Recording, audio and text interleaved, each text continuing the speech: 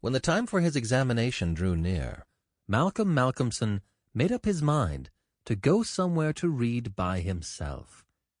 He feared the attractions of the seaside, and also he feared complete rural isolation, for of old he knew its charms, and so he decided to find some unpretentious little town where there would be nothing to distract him.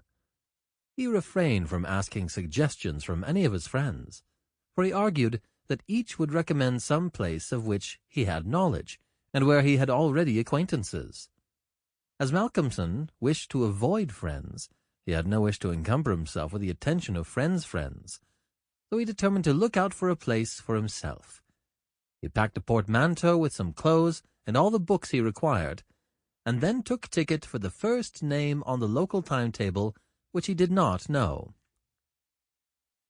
When at the end of 3 hours' journey he alighted at Ben Church, he felt satisfied that he had so far obliterated his tracks as to be sure of having a peaceful opportunity of pursuing his studies.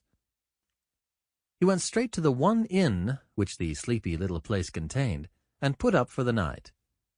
Benchurch was a market town, and once in 3 weeks was crowded to excess, but for the remainder of the 21 days it was as attractive as a desert. Malcolmson looked around the day after his arrival to try to find quarters more isolated than even so quiet an inn as the Good Traveller afforded. There was only one place which took his fancy, and it certainly satisfied his wildest ideas regarding quiet. In fact, quiet was not the proper word to apply to it. Desolation was the only term conveying any suitable idea of its isolation.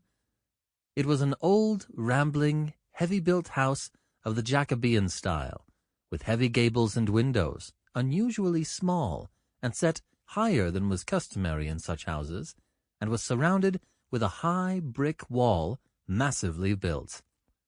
Indeed, on examination, it looked more like a fortified house than an ordinary dwelling.